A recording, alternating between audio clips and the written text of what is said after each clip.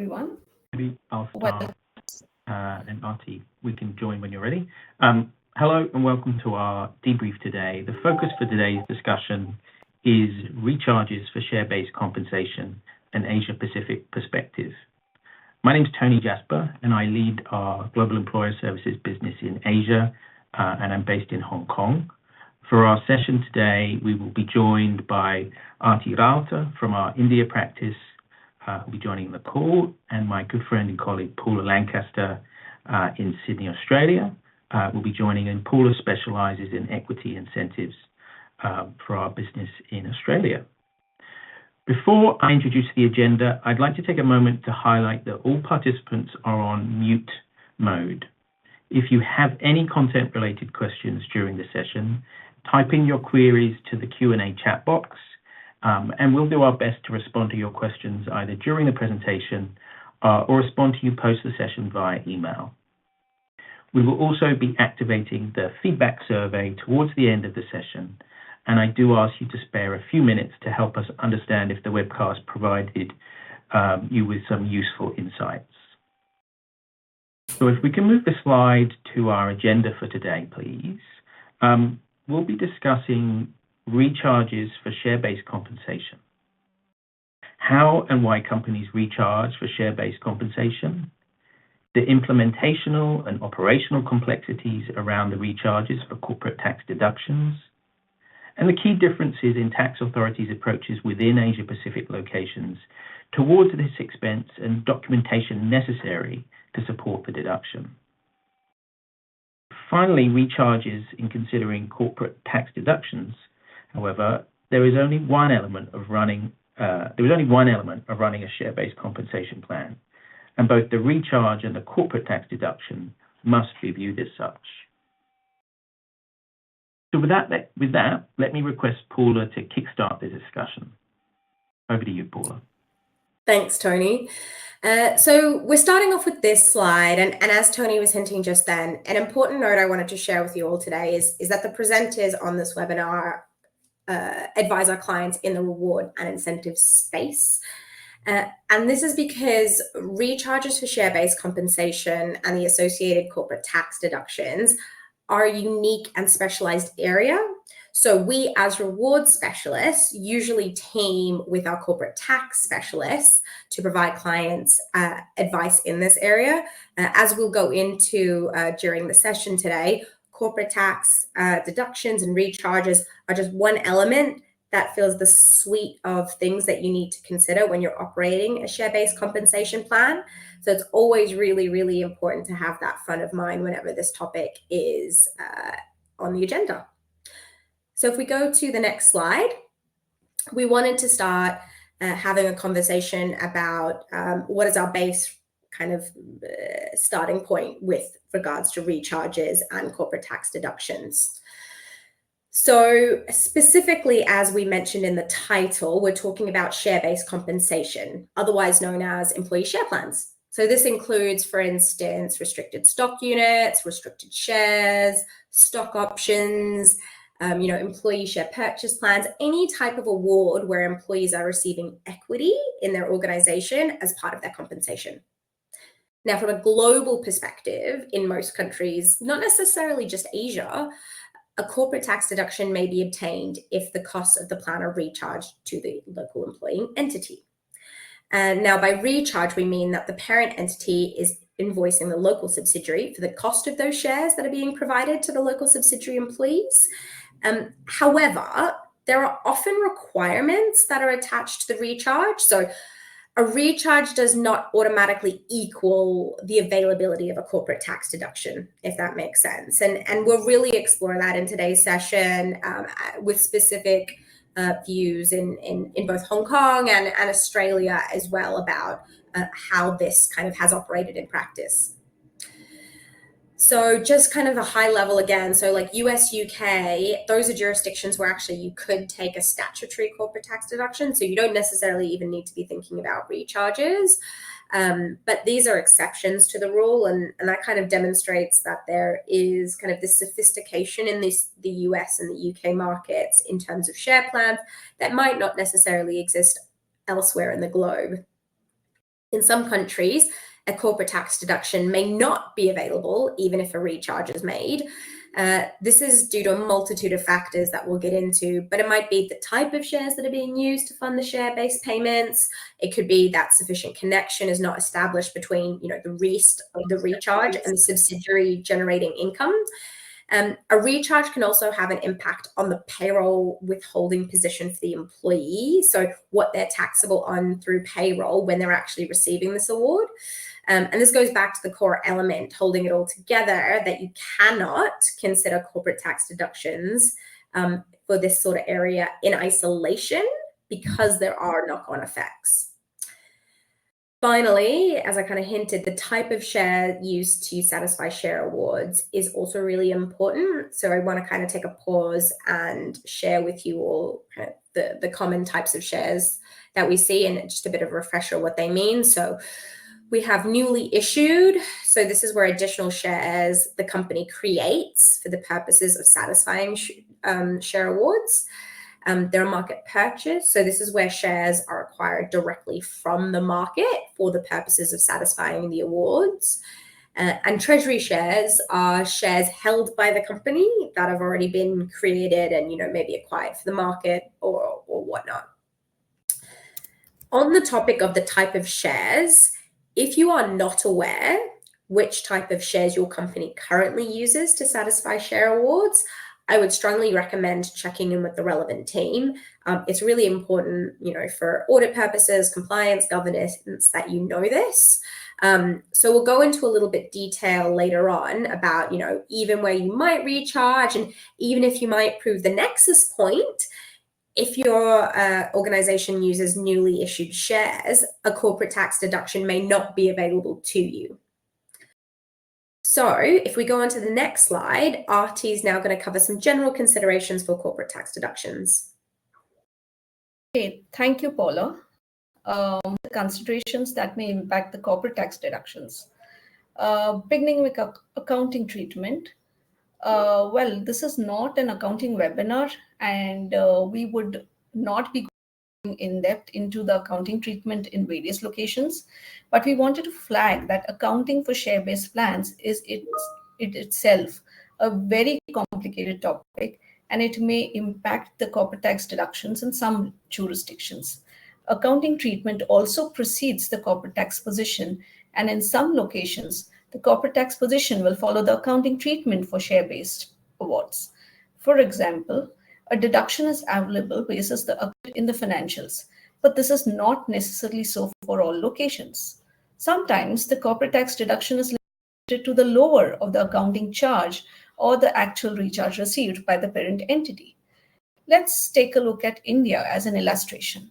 In India, based on what is the net worth of the company, whether the company is listed or not, companies would follow IFRS, which is the International Financial Reporting Standards, or the India GAAP, to them. The accounting would be based on accounting standards that prescribe amortizing the cost over the vesting period. However, for corporate tax deductions, the considerations are quite different. Even if Indian company has accounted for the cost of share plans, there would not necessarily be tax deductions available if there is no associated recharge. Thus, in India, for claiming a corporate tax deduction, receiving a cross charge is a must, and as amounts need to be expended by the Indian subsidiary for a deduction to be permissible. Notional charges are not allowable. For certain countries, there may be additional requirements to be able to claim corporate tax deduction.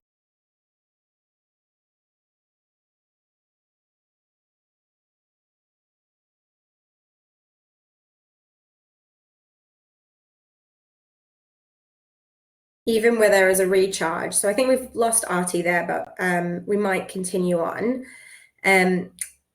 So for instance, you may need to have a signed recharge agreement in place prior to the granting of the award, or, at least before the recharge takes place. So along with this one may need to, a debit note with sorting calculations. So as we covered in the previous slides, the type of shares that you use in the deduction, even if a recharge is made, also makes an impact.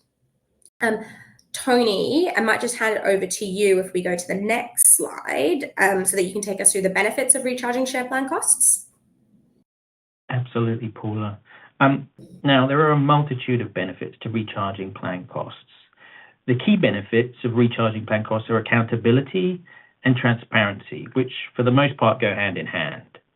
A recharge ensures the local subsidiary is aware of and accountable for the cost of providing the share plan benefits to the employees.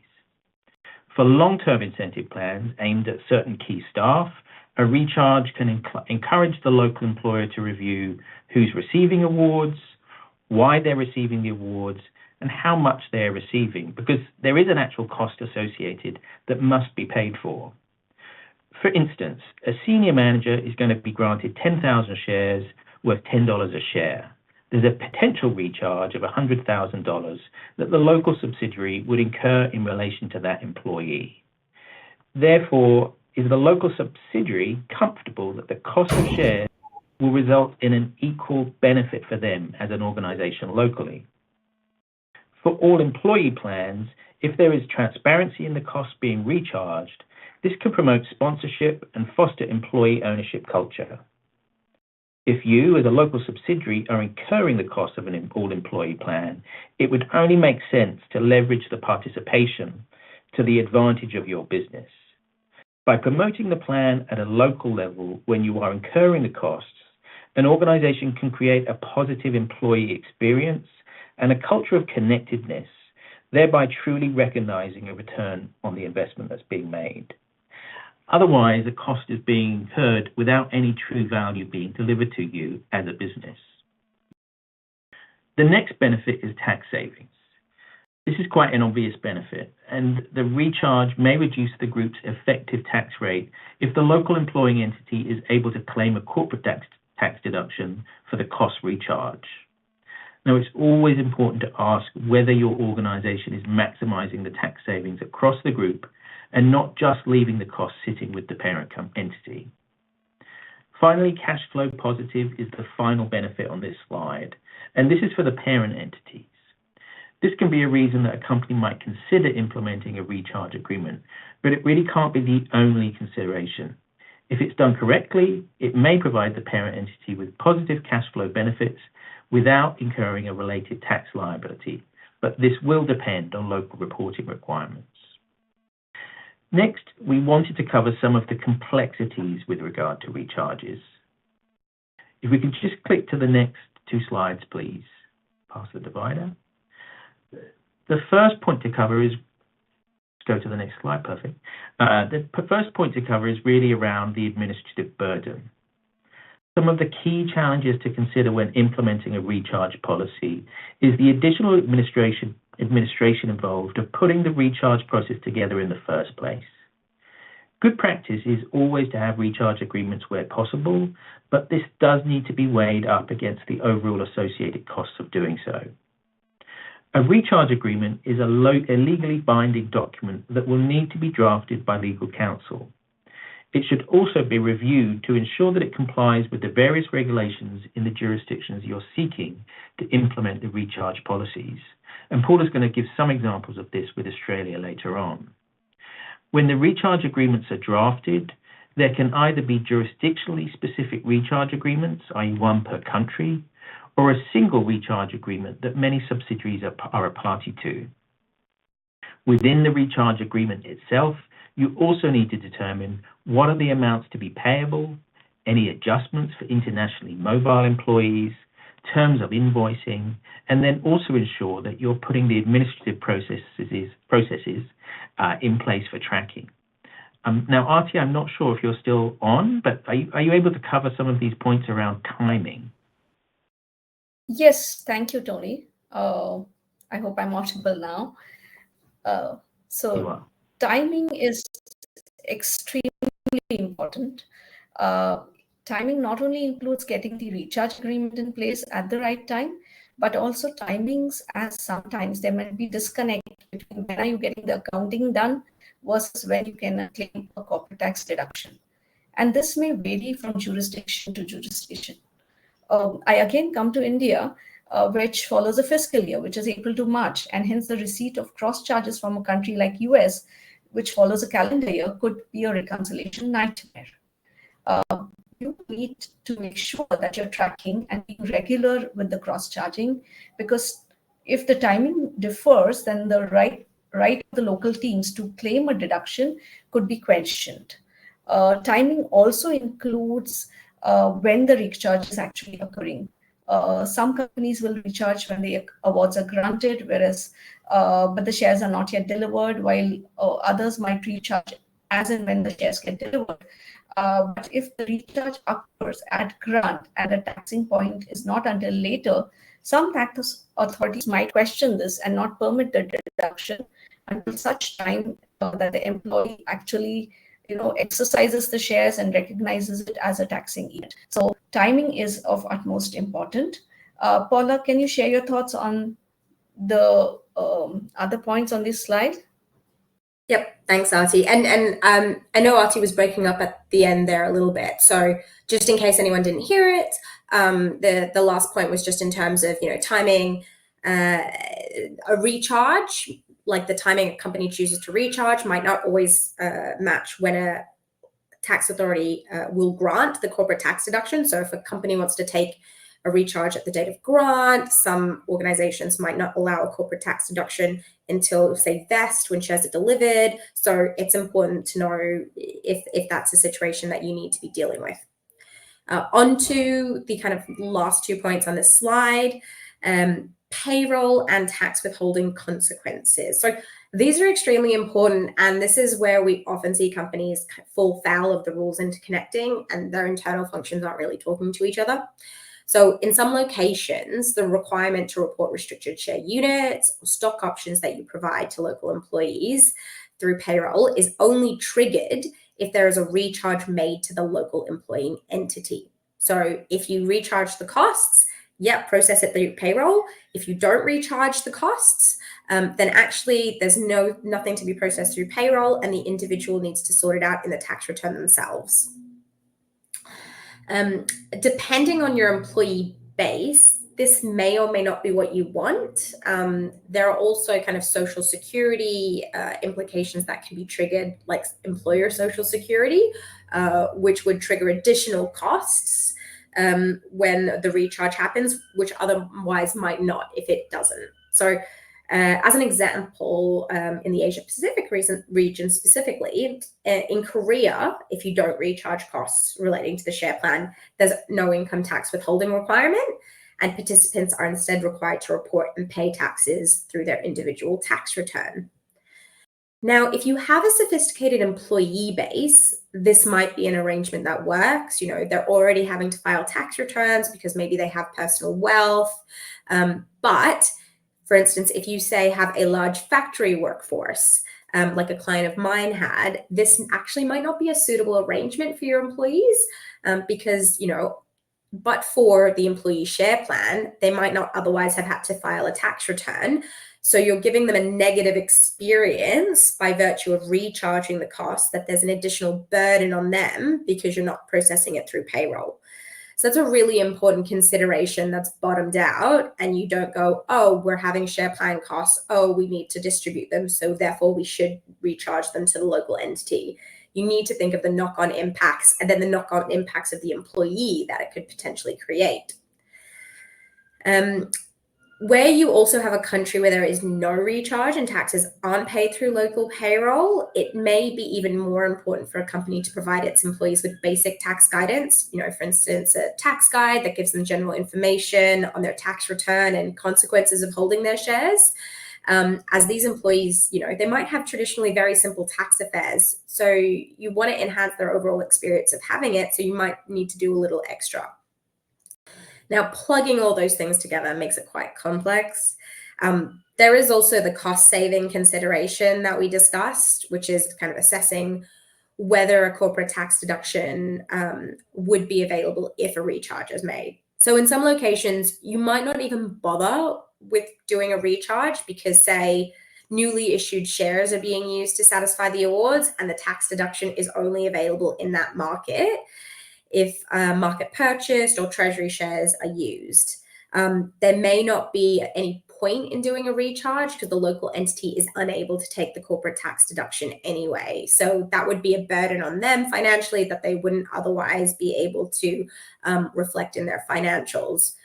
Conversely, even if a corporate tax deduction is denied, you might decide, no, actually, we'll recharge anyway, because if we go back to the purpose of the recharge, which is to spread costs and transparency, actually, we've decided, doesn't matter, they can't take the CT deduction, they're going to have to take the recharge anyway. But that is something you should definitely explore. Similarly to the cost saving consideration, is with regard to Social Security, I mentioned is, do you want to incur the social tax withholding obligation and costs that might arise if a recharge occurs, might not otherwise have arisen if the recharge didn't occur? And, a cost benefit analysis, does the corporate tax deduction outweigh maybe the burden of operating payroll and this additional Social Security liability we're facing? So once you've considered all the benefits and considered all the complexities, on the next slide, we have consolidated all of the key questions to consider when implementing a recharge. Now, I say before implementing a recharge, but that doesn't mean you can't consider these questions, say, once a year or once every so often when you're just checking in on your recharge process holistically, if that makes sense. So as I said, before implementing a recharge, one needs to look at, what's the purpose? And the purpose is actually really key and important, because a lot of tax authorities will say, well, what's the purpose? What's the purpose for which you're doing it? Because that will have an impact on whether they say that the corporate tax deduction is available. What does the parent company want to achieve? The parent should be asking that, but actually the subsidiary should be asking that as well. Have you considered what the implications are doing that in your local jurisdiction? Where would costs be recharged? Does it make sense to recharge in that location? Have you done your cost benefit? When are the recharges being made? Are you accruing, etc.? Another one that is quite interesting is a point around internationally mobile employees. So I've seen companies take a variety of positions with regards to recharge related to internationally employees and their shares. So some might say, well, we just recharge based on where someone was at grant, or we just recharge 100% based on where someone was at vest, or actually we recharge on an apportion basis. So we will give company A in country A 50% of the recharge, and company B in country B 50% of the recharge, because that person was there an equal amount of time. If you want to go down that path, is there additional administration? How are you going to track that? How are you going to process that? So you really need to make sure you flesh out all of these questions before you enter into a recharge agreement, either as a parent company or also as the subsidiary receiving the recharge as well, so that you know what you're doing and you feel comfortable that you can meet your compliance obligations. So Artie, I've got a bit of a question for you. Which of these questions do you find that companies often neglect when they're looking to implement a recharge policy? So Paula, I think all the questions that you raised are very relevant. And in many cases, what parent companies do is they prefer a uniform approach of recharges across all jurisdictions. And this becomes a big challenge for some of the subsidiaries that receive recharges, because their local regulations are often ignored. There needs to be a healthy dialogue before actual recharges happen as to whether the local companies get a deduction or what are the requirements to get a deduction, so that there could be some kind of tweaking in the approach to be adopted. May it be timing, when do I have to recharge, how much do I recharge, whether it can be at the point of vest or grant, or and the quantum. The second thing I also observe is that most people don't share a lot of data in terms of employee vest, employee grants, the apportionment, how it has been worked out. And this could be a challenge for the subsidiaries to get a deduction. Last but not the least, I would say from an employee taxation standpoint, it is also very critical to share the data timely, because if there is a default there, then the employee tax withholding as well as reporting requirements get impacted. There could be other requirements under Companies Act or exchange control that also has to follow. So I would say in most cases the recharge happens, but it's not a well thought, and this is something which could be a challenge for the subsidiaries. Over to you, Paula. No, thanks, Aarti. And I think that's really good. And I think the one thing I would pull out is that point around data, right? Data is so crucial and in every part of an organization and what they do, but particularly with recharge and corporate tax deductions, I find that is an area that organizations do struggle. So Tony, if we go on to the next slide, do you want to wrap up in terms of implementing a recharge policy? 100%, Paula. Well, first and foremost, start off with the cost-benefit analysis, as Paula said. Then look at design and feasibility. What's your methodology? How are you going to decide what is recharge, when it's recharged? What are the tax and legal considerations? It's generally not best practice to implement a recharge agreement unless that has been mapped out and advice has been obtained as to whether a corporate deduction is available in that jurisdiction based on the fact pattern of the plan and the recharge agreement you're putting in place. So back to Aarti's point around that connectivity across the parent and the subsidiary, really asking those questions that Paula had gone through. Next is communication. What many neglect to understand is that this needs to be two-way. As an outbound organization, communicating the recharge to your local subsidiaries.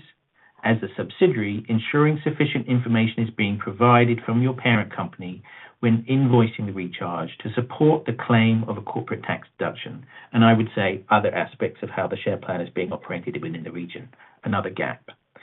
Finally, implementation. And this is documentation, data matching, invoicing. This is an area that we've seen increased audit activity in many of our countries around Asia Pacific. So it's extremely important that supporting materials are in place so that if an audit arises, you have what you need to answer the local tax authorities' questions. And that takes us to our first polling question. So feel free to participate. What is your organization's approach to recharges? And the options are on screen there. Number one, parent recharges to all locations and implements recharge agreements up front. Number two, parent recharges only to select locations and implements recharge agreements up front. Thirdly, parent recharges to all locations with no recharge agreement. Or parent recharges only to select locations with no recharge agreements. Or the last one being, I don't know. So while we're waiting for the polling results, Aarti, would you like to share why a parent company might be motivated or reluctant to recharge the costs? Well, Tony, as we just discussed, there are a multitude of reasons why a parent may not want to recharge. It could be that the subsidiary is financially weak, or it is administratively a challenge to do so, proportion in cost to different subsidiaries, or the quantum may not be material, or it could be a question of litigation around this in the location, in the relocation. So where cross charges happen, it's a great thing. Claiming a deduction in the subsidiary location could also be a challenge. I would just kind of think about Malaysia as an example where as a thumb rule, deduction for cross charges is permissible, but if the parent entity is kind of issuing shares which are a fresh issue, then the deduction is questionable.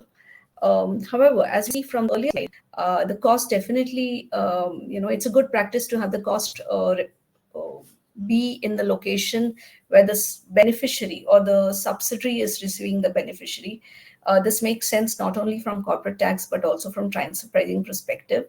And where parent companies have shied away from recharging, we've seen certain instances where the local officers have imputed the cost to compute the correct cost base for the cost plus model. So there is a really a pull and push factor that decides whether to cross charge or not. but I would definitely vote for recharging. Thanks, Arti. And we have our results in, and as you can see, I mean, not unsurprising, we've got around about 50% of our audience, maybe a little bit more, implementing those recharge agreements, whether it to be all locations or select locations. An interesting amount of people on the line not really knowing, which speaks to that lack of connectivity point between parents and subsidiaries. Paula, what do you think in terms of the results that are showing in there? Is that as you expected? Yeah, to be honest, it is. The I don't know doesn't surprise me at all. I think that that is something that organizations sometimes struggle to push that information holistically to all the relevant stakeholders. I am pleasantly surprised that we have got 50% saying they've got recharge agreements in place. So that actually does give me a little bit of, make me happy as a share plan practitioner, if that's a little bit nerdy. That's the best way to be, Paula. Anyone who's got a happy share plan provider.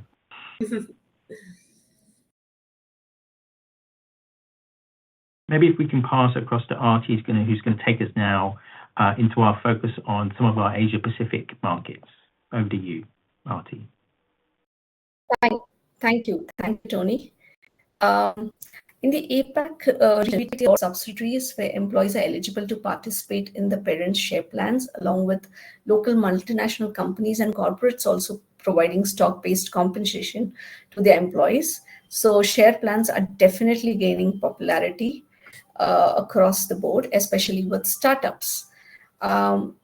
The Global Equity Organization conducted a survey where it ranked countries on the basis of their economic and regulatory environment for share plans. The countries that fostered an environment conducive for launch, had clarity in taxation and reporting of share plans, had tax concessions for executives, startups, were ranked higher. The figure on the left provides a combination scoring for companies that have been evaluated on various parameters like administration, clarity, complexity, regulation, litigation, etc.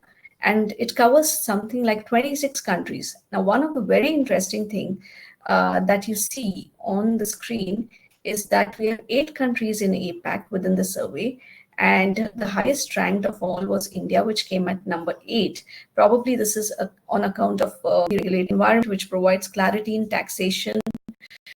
The provisions are also simple. So that's why probably it's come at number 8. But then you will see that we don't get another APAC country until we get to New Zealand, Australia, and Malaysia at 15, 16, 17, respectively, followed by China at 21 and Japan at 22, with Philippines and Vietnam at 25 and 26. So corporate tax deductibility is one of the categories that was looked into in the taxation section of the report, which is reflected on the diagram on the right, and it didn't fare well in those locations. So that really speaks on the point that corporate deductions and share plans are quite complex in Asia, and they need proper care and consideration when you're entering into it. On a separate note, the tax revenue authorities globally identify employee share plans as an area of revenue leakage, and this is primarily because awards are spread over several years, and in some cases it's left to the employees to pay taxes rather than the company to withhold. So overseas moves and transfers only add to these complications. I believe that employee share plans are probably not where they want to be now in Asia Pacific. And all 3 people on this call, which is me, Tony, and Paula, are massive advocates of employee share plans. So we won't see a change where employees report and pay the right amount of taxes in respective jurisdictions, and corporates are able to claim into expenditure. So hopefully we do things that could push countries up the ranking collectively in Asia Pacific. With that, we move on to the India slide, the next slide for which is specific to India. And what we see on the India trajectory is stock awards as an expense is the most litigated as it relates to different touch points like corporate taxes, transfer pricing, indirect tax, employee taxation. Tribunal rulings have decided in favor of corporates and granted a deduction for actual cross charges where a debit note has been raised by the parent. There are multiple rulings, as in the case of Novo Nordisk, Morgan Stanley, Bayer. However, we see in many audits this expense actually disallowed because of lack of documentation, unclear facts. So the matter is generally sorted at the appellate levels, and it's far from being a settled kind of a matter. Transfer pricing audits are also common, and because this is an international transaction, so there's disclosure in the tax audit reports.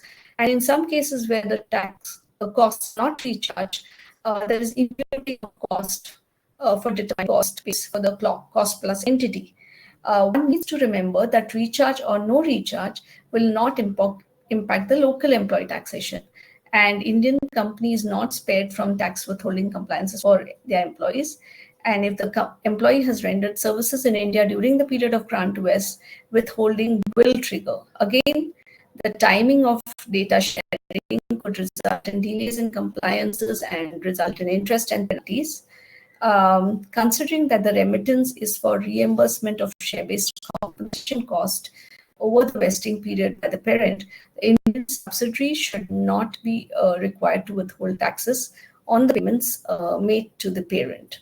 So some key considerations for deductibility is please get your documentation in place, whether it be the ESOP plans, debit notes, recharge agreements, everything which can go on to support the claim for tax deduction.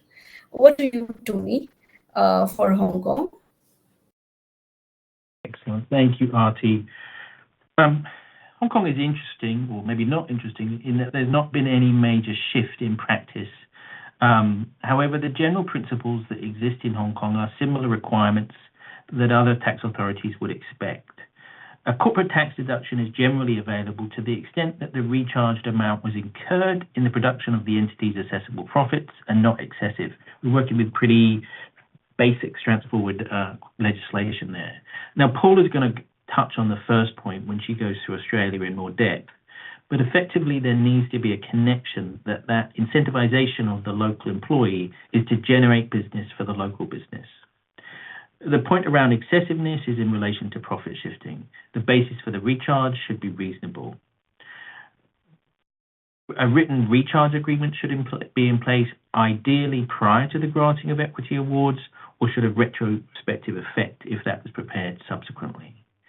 The timing of the deduction generally occurs at the point of exercise of stock options or the point of vesting of share awards. However, the deduction is not available for subsisting awards. If a tax deduction is claimed but subsequently the share plan scheme is terminated, the company would need to reverse all of the relevant accounting entries and additional corporate tax may be incurred. Now, Paul, I'll pass across to you just to have a think about Australia.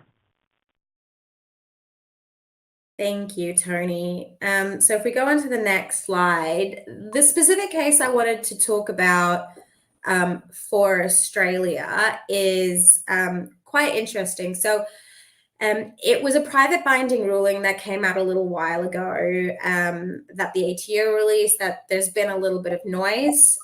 So before I get into it, I want to say, so a private binding ruling, for those who don't know and haven't interacted with the Australian Tax Office, is when a taxpayer sends a note to the Australian Tax Office and says, look, I want you to rule on my personal facts and circumstances as to what is the correct treatment in your view.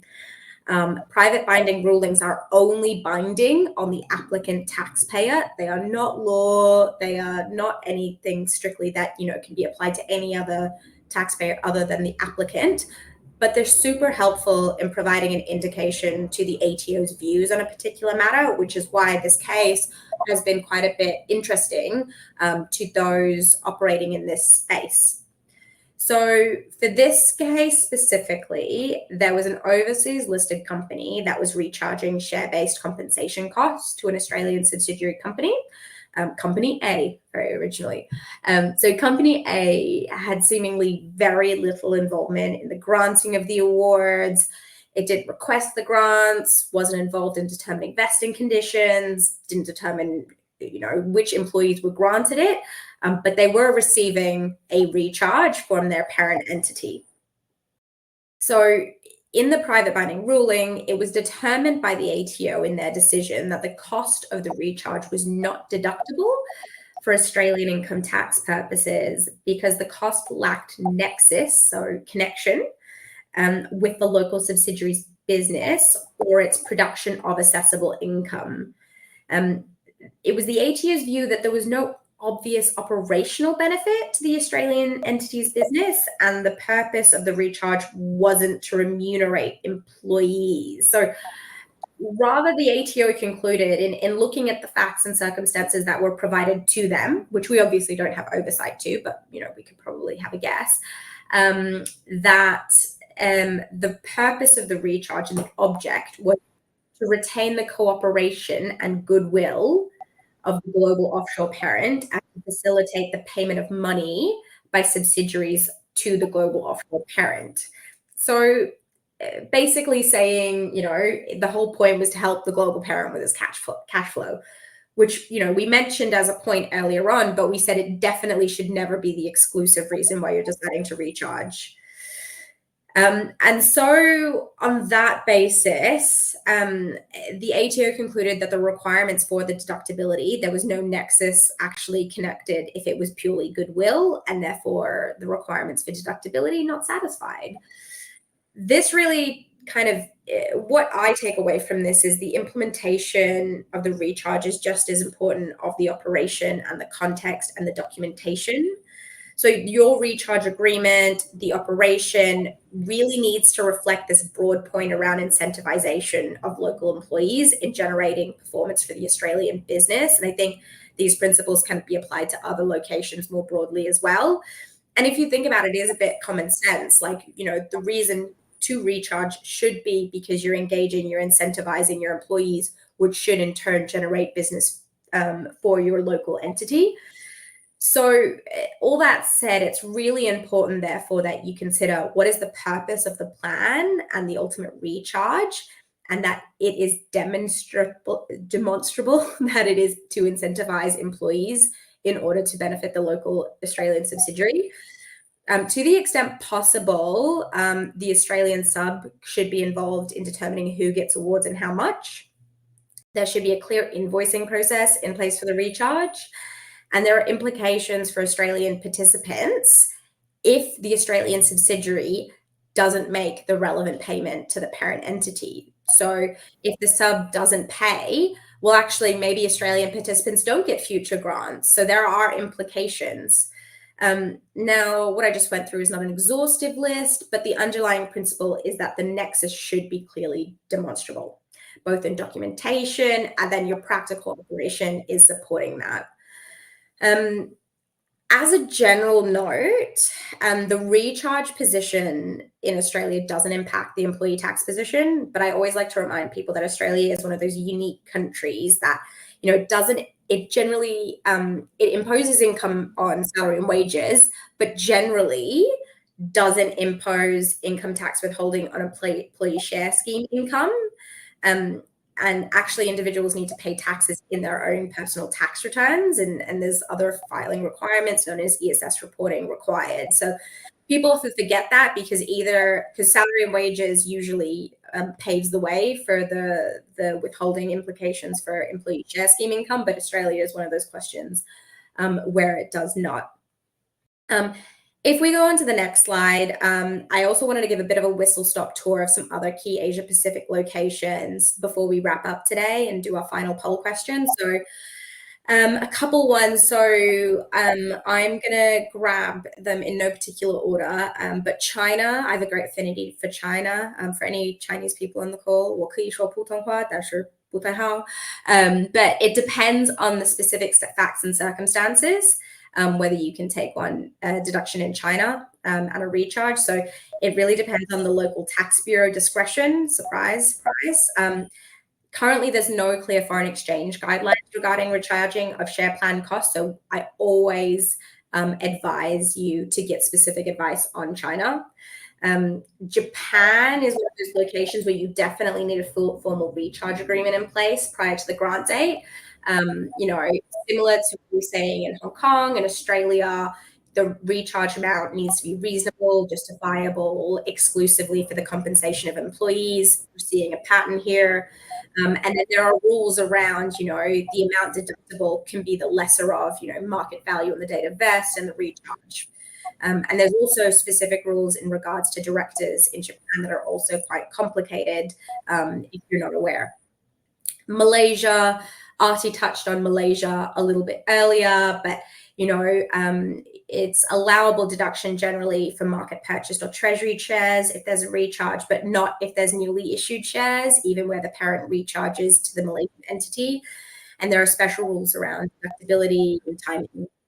And then finally, Korea. Again, I mentioned Korea earlier, but just as a reminder, if there is a recharge, generally speaking, a corporate tax deduction is available. But in Korea, unlike the other countries, there's a really flow-on effect in terms of the income tax withholding and payroll reporting position. Recharge, yes, income tax withholding and payroll reporting. No recharge, no payroll reporting, no income tax reporting. So that was really a bit of a whistle-stop tour. And it's obviously not all-encompassing, but hopefully it gives you a key flavor of each of these countries actually had something very different. And that's why you really need to make sure that you're doing your diligence within that recharge corporate tax deduction piece. So Tony, I think we have our final polling question.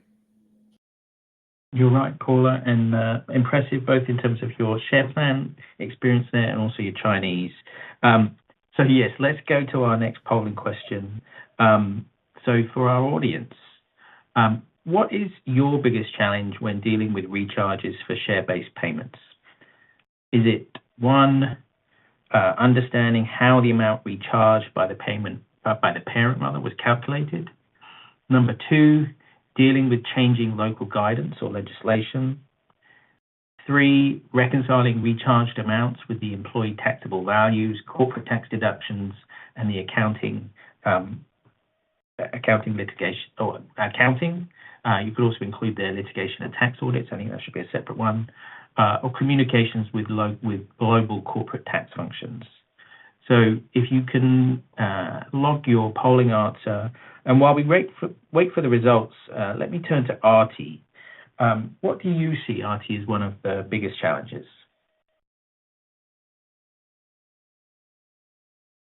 To me, Tony, I would go with option 1, which is to clearly understand how the amounts are recharged by the parents. Because if you get that right, your reconciliation will be a breeze, and you probably are all prepared to answer all the questions during audit.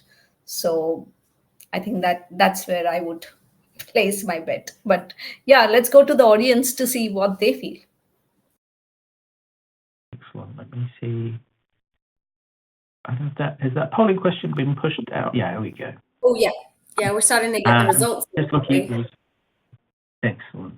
So just looking at those results, obviously by batching 2 challenges into one, I think we probably hit the last one around recharge and challenging on those amounts. There's also challenges in there around litigations and audits. So I think that piece around kind of getting it right obviously speaks volumes to some of the group here in the audience. As you've said, Paula, around local guidance legislation, a lot of changing there. I think Artie talked about the fact that particularly in this part of the world, which I would always still see as one evolving in terms of legislation, particularly as it drills down to these kind of component parts, ever evolving and ever challenging. So I think that absolutely hits the point. Communication, 10% of our audience there. That goes back to our early point on the first polling question around that notion of, I would still say, I see a lot of organizations where there is a share plan and a real lack of connectivity from the center as to what's being delivered in the locality.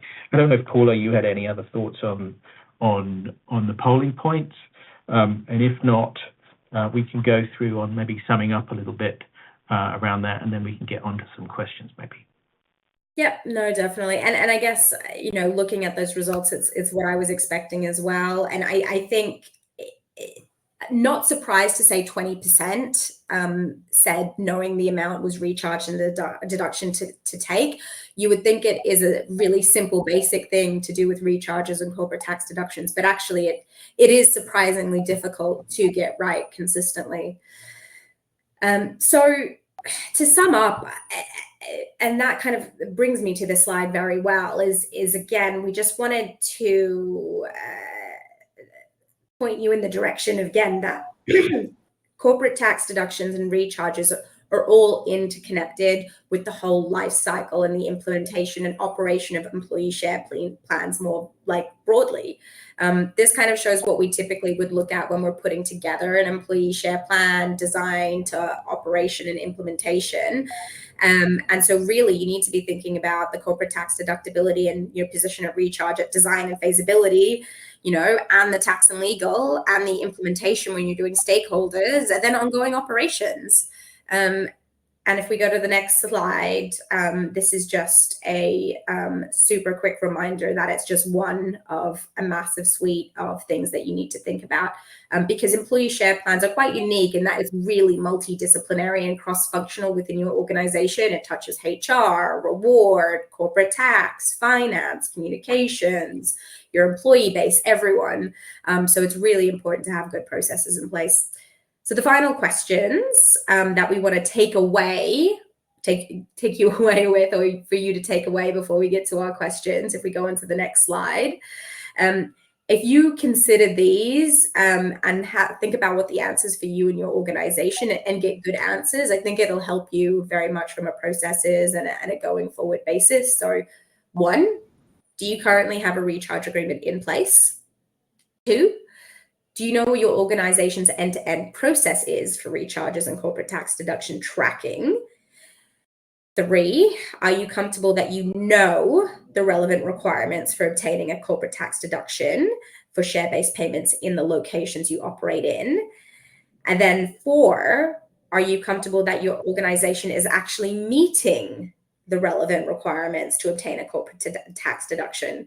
Because the answers to 3 and 4 may be different. So with that, should we go to some questions? Definitely, Paula. Let me have a look at what we've got in terms of questions from our audience. And the first one, maybe I'll pick on you, Paula, and expand a little bit on the Australia content that you shared. Does Australia offer any tax concessions for stock options? They do, but it's quite limited actually, which is probably why we didn't do as well as in the geo ranking survey as we would have wanted to. So there are some tax concessions specifically related to startup organizations where basically the growth would end up in capital as opposed to the revenue account. I can go into those in great depth, but you probably need to give me another hour, Tony. But it's usually quite limited to Australian startups that can use it. So hopefully, maybe we can do some more things about different concessional treatment for employee share plans in the future. I would love. Perfect. Artie, I want to come to you on India a little bit. Does India have different accounting and tax treatment for different kinds of stock awards? That's the question from our audience. Okay. So in India, all share-based awards are generally accounted in the similar fashion, that is apportioning the cost over the vesting period. And they're no different. I mean, it does not recognize a stock option versus a RSU, quite differently, unless it's not a share-based plan. For a corporate tax deduction, you would need an actual recharge and a recharge agreement, because without that, you would not get a actual deduction. It would be treated as a notional charge. On the personal tax front, also there is the perquisite is calculated in a single provision which does not distinguish between a ESOP and RSU plan. So I think that's why probably India rated a little higher on the GEO survey, because it's a little simpler out there as far as the provisions is concerned, not as far as the litigation goes. Perfect. Thank you, Arti. I'm going to put another question to you, Paula. How do your clients manage the recharge process? We've talked a lot about it, but maybe you want to share a little bit around our client experience. Yeah, I mean, this is an interesting one. A lot different ways. For my clients, a lot of them, I have them onboarded onto our Deloitte income tax and withholding technology called GAIN, or GA incentives, that supports them for their tax compliance with regards to their share-based payments. So what we actually do is we have a specific recharge report that we design for a lot of our clients based on their own internal requirements, when they're recharging, who they're recharging to, what they're doing for internationally mobile employees. So we actually help provide them a report that they then use to distribute to their local subsidiaries to help them manage that process. Excellent, thank you. And one comment for you, Arti. You spoke on litigation in India over stock recharges amongst corporate tax, TP, and employee tax. Where do you see the most litigation?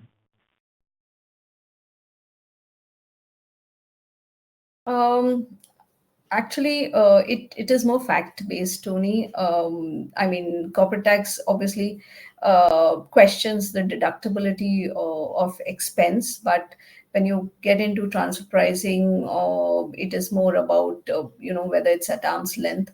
Employee taxation, I think it's if the employer is not receiving the cross charges in time, the information about employee vest and exercises in time, then there is a significant amount of delay. And in India, it is the employer who's responsible for tax withholding. Unlike what Paula explained, in certain other jurisdictions, employees' responsibility to pay taxes. In India, it is the employer responsibility. So employer gets hauled up for all these delays. So I would actually, look at litigation only where you are defaulting in certain areas or your facts are not clear.